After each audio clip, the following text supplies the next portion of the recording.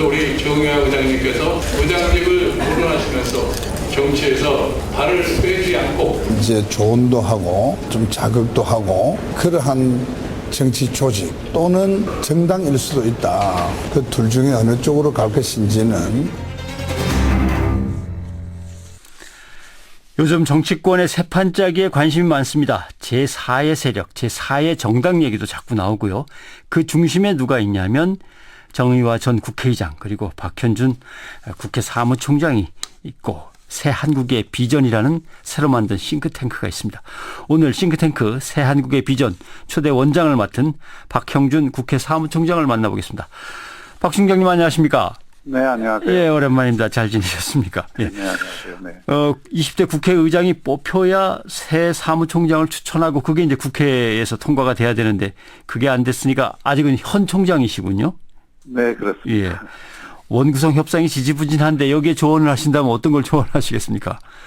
뭐 조언할 위치에 있지는 않고요. 다만 이제 결국 누가 더 통 크게 양보하느냐 이런 문제라고 보고요. 예. 지금 관건이 되는 건 결국 국회의장을 갖지 않은 쪽에서 법사 운영 예결위를 함께 묶어서 가져야 된다는 논리가 성립하는데요. 이게 과연 수용이 될 수 있느냐가 관건일 것 같고요. 예. 이에 대해서는 역시 고도의 정무적 판단이 필요하다고 생각합니다. 예. 협치를 안 할 수가 없는 조건이기 때문에 그 큰 틀에서의 협치를 더 중요하게 생각하느냐 아니면 앞으로 2년 운영에 있어서 실리를 더 중요시 생각하느냐 거기에 따라서 달라질 것 같은데 그러나 저는 기본적으로 낙관적으로 봅니다. 예. 시간이 멀지 않아서 타결될 것이라고 봅니다. 네. 예, 알겠습니다. 지금 정계 개편 얘기는 계속 나옵니다. 이미 지난 총선에서 양당 체제가 균열이 생겨서 지금 3당으로 일단 원을 갖다 구성하게 되는데 정계 개편 얘기가 계속 나오는 거는 새누리당으로는 정권 재창출을 할 수가 없겠다라는 판단 때문에 또 다른 세력 그리고 뭐 합종 연행 얘기가 나오는 거겠죠? 단순히 정권 재창출의 문제는 아니라고 생각하고요. 예. 이게 지금 우리나라가 처해 있는 환경이 87년 체제가 총체적으로 한계에 부딪힌 국면에 있습니다. 뭐 경제든 정치든 사회든 국가 운영의 틀을 이대로 가져가서는 이 위기도 극복할 수 없을 뿐만이 아니라 새로운 어떤 국민들이 원하는 질서를 만들 수 없다는 인식이 광범하게 퍼져 있고요. 예. 거기에 걸맞는 정치 틀을 한번 새로 짜보자 하는 그 문제의식을 깔고 있다고 생각합니다. 예. 이것이 바로 신정치 질서 모색이고요. 그런 새로운 정치 질서를 위해서는 이전의 그 적대적 공생관계에 기초했던 양당 체제, 이미 4.13 총선에 의해서 일부 균열이 나타났습니다마는 그런 어떤 양당 체제를 다당제로 재편을 하는 정계 개편이 필수적이다 이런 인식인 것이죠. 네, 다당제 정계 개편 이렇게 되면은 그럼 새로 짜신 새한국의 비전은 나중에 당이 되는 거냐 안 되는 거냐 늘 궁금한 점은 그 점인데 아직 그거는 확실하지 않은 겁니까? 네, 그 자체로 당이 된다고 보기는 어렵고요. 그 뭐 당을 만드는데 기여는 할 수 있겠죠. 그런데 새한국의 비전은 그와 관계없이 어쨌든 대한민국이 나가야 될 길, 특히 다음 정권이 무엇을 어떻게 해야 되는지에 대한 좀 심도 있는 정책과 전략을 연구하는 기능은 계속 가져갈 것입니다. 예. 근데 좀 애매한 그 해석입니다만은 싱크탱크라고 불러야 되는 게 맞는 건지 아니면은 플랫폼이라고 불러야 되는 게 맞는 건지 싱크탱크와 플랫폼의 차이는 또 뭔지 이 부분은 좀 명확히 정리가 됐으면 좋겠는데 어렵습니다. 네, 싱크탱크는 역시 그 정치를 지적으로 뒷받침해주는 기능 여기에 초점이 맞춰진 것이고요. 그래서 이 새한국의 비전은 누차 말씀드리지만 학술적인 싱크탱크는 아니고요. 그 전략적 싱크탱크다 이렇게 말씀드릴 수 있고 여기에 참여하는 분들이 학자도 있지만 정치인들도 많기 때문에 여기에 참여하는 정치인들 중심으로 해서 새로운 어떤 정치 변화에 대한 모색이 일어날 경우 이 싱크탱크가 하나의 발판이 될 수 있다. 그런 차원에서의 어떤 플랫폼을. 네, 충분히 이해는 하겠습니다. 그런데 하나 이제 국민들이 아직도 해소하지 못하는 궁금점은 결국 국민의당과 하나가 된다는 뜻이 될까? 아니면 국민의당이 아닌 또 다른 보수 개혁 세력을 묶는 정당이 되어서 국민의당과 연대한다는 뜻이 될까? 뭐 그건 지켜봐야 될 문제입니다만은 사무총장께서 박 총장께서 보시기에는 어느 쪽이 더 희망적이십니까? 우선 전제할 것은요. 예. 지금 전 세계 정치가 다 이게 좀 들끓고 있습니다. 어느 나라든 지금 정치의 위기를 겪고 있고 민주주의 위기를 겪고 있는데 이 민주주의 위기가 한쪽으로는 분노의 표출, 파퓰리즘의 득세, 그리고 아웃사이더의 대한 열광 이런 것으로 나타날 수도 있고요. 예. 다른 한편으로는 좀 더 중도 통합적인 그 흐름 속에서 좌우 양극단을 배제한 세력들이 함께 정치를 이루어가는 이런 길로 갈 수도 있습니다. 저희가 보기에는 전자의 길보다는 후자의 길이 대한민국이 처해 있는 지금 여러 가지 문제를 해결하는 길이라고 보고요.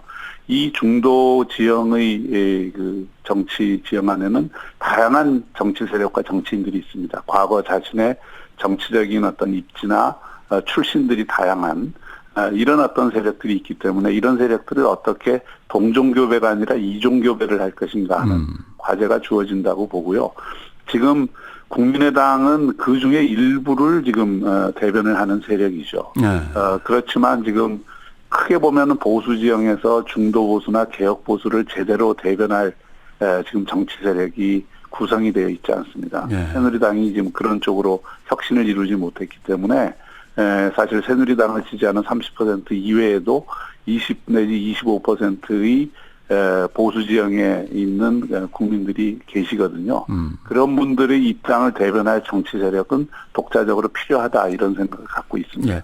그렇게 말씀하시면 국민의당은 중도 보수, 개혁 보수를 끌어안지 못했으면은 그래도 이쪽은 진보 진영 정당이라고 보시는 겁니까? 진보 진영이라고 하긴 하지만 중도 진보라든지 중도 진영이긴 하지만 거기도 지난 총선을 거치면서 호남의 자기 지지 기반을 한정을 할 수밖에 없지 않았습니까? 예.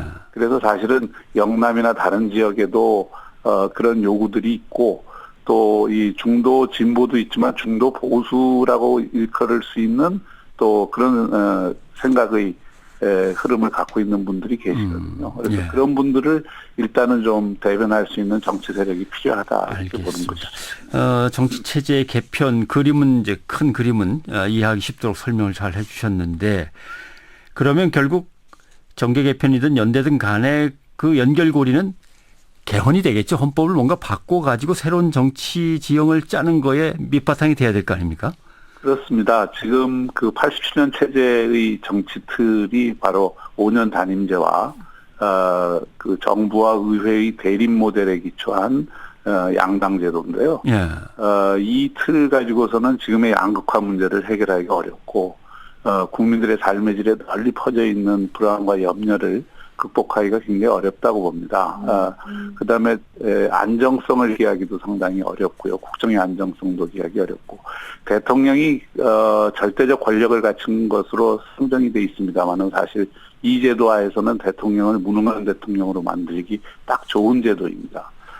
그리고 지금 시대가 굉장히 빨리 변하고 있기 때문에 이 정책적인 대응의 순발력이 높아야 되는데 지금 우리 정치는 필요한 때에 필요한 결정을 내려주지 못합니다. 그야말로 진짜 정치가 무능하게 만드는 이런 시스템이거든요.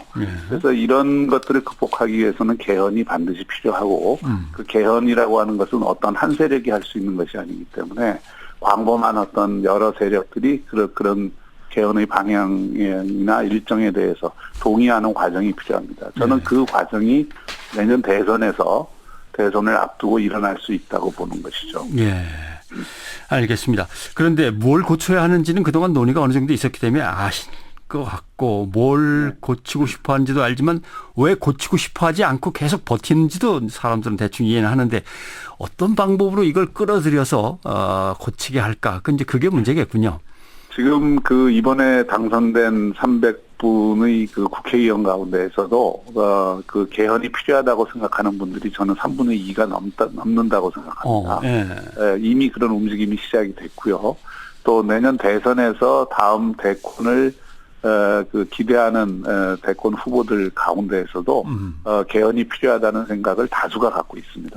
문제는 이 실천 의지를 어떻게 조직해내고 이 실천 의지를 다음 정권 초기에 개헌으로 이어지도록 만드느냐 이것이거든요. 그러려면 후보들이 어쨌든 후보나 세력들이 내년 대선에서 이 개헌이라고 하는 어젠다를 자신의 분명한 공약으로 내세우고 그 공약을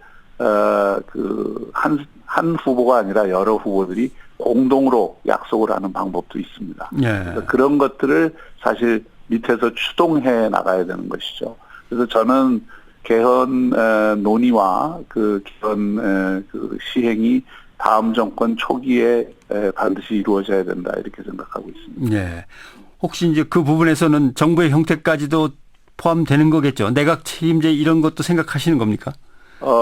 지금 개헌의 방향이라고 하면요. 예. 그게 분권형이 됐든 내각제가 됐든 의회와 이 정부가 유기적으로 연계되는 시스템을 고려하지 않을 수가 없습니다. 지금 아까도 말씀드렸지만은 정치가 자꾸 비효율적이 되고 무능화되고 책임성이 없어지고 이런 이유가 좀 정부와 의회의 대립 모델 때문에 그렇거든요. 예. 그래서 그런 부분을 해소하는 데에는 일정하게는 내각 책임제적 요소를 강화하는 개헌이 불가피합니다. 예. 그리고 그러나 우리나라에는 또 국민들이 대통령을 뽑고 싶어하는 욕구가 크기 때문에 그런 또 뭐 왕이라고 하는 제도가 없기 때문에 그걸 이제 분권형이라는 형태로 담아내자는 요구도 있는 예. 거죠. 알겠습니다. 분권형이 될지 내각제가 될지는 그거는 뭐 논의 결과에 따라 예. 달라지겠죠. 사무총장직 끝내시고 좀 더 몸이 자유로워지시면 좀 자주 저희하고 얘기를 많이 나눠주시기 기대하겠습니다. 네, 네. 그렇게 하겠습니다. 오늘 시간 내주셔서 고맙습니다. 네, 감사합니다. 네, 박형준 국회 사무총장이었습니다.